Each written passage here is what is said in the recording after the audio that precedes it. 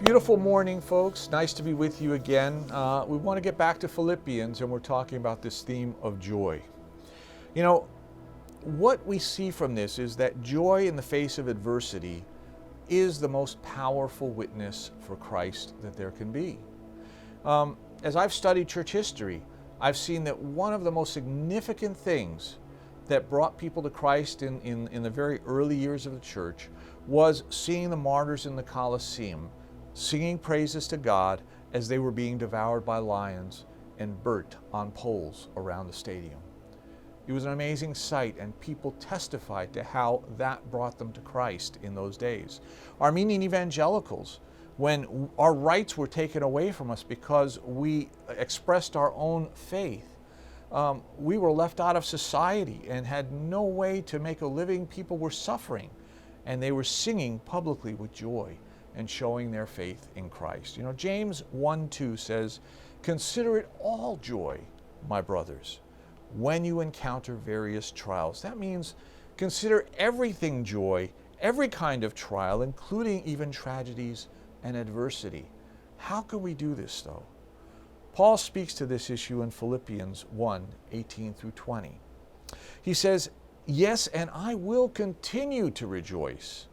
For I know that through your prayers and the help given by the Spirit of Jesus Christ, that what has happened to me will turn out for my deliverance.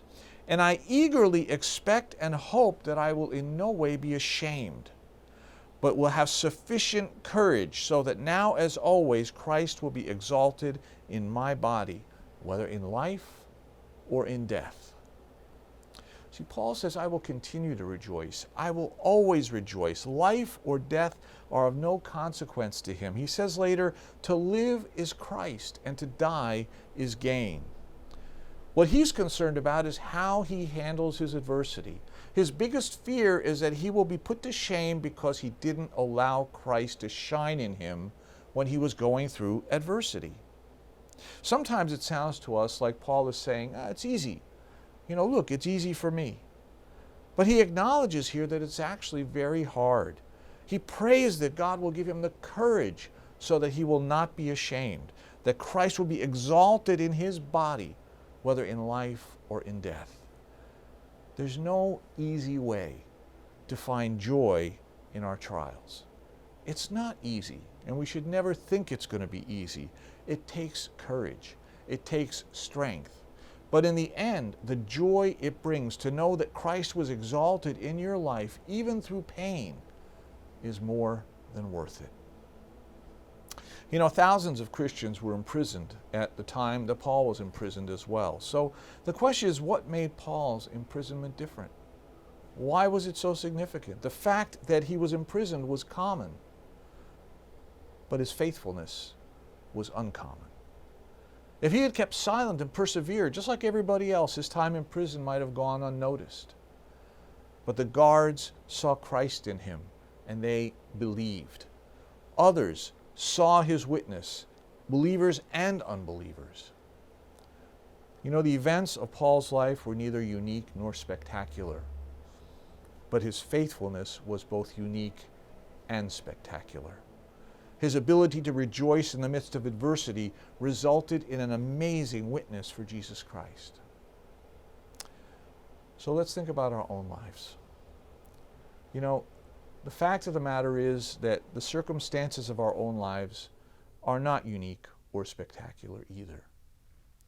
No matter how bad things may be for us, no matter how bad the trial or the adversity, the problem or the tragedy we may be going through, chances are that many people have gone through the same experience. Many people have probably gone through much worse. These experiences only seem unique and spectacular because they're happening to us. It seems hard to rejoice in the face of what we think are spectacular circumstances with an ordinary faith. But God tells us that we have been given a spectacular faith, so that we may exalt Christ in ordinary circumstances in our lives. When that kind of joy is in our hearts, we will face every adversity asking this question: how can God use my pain for His glory? How can God use my earthly loss to bring eternal gain to someone else?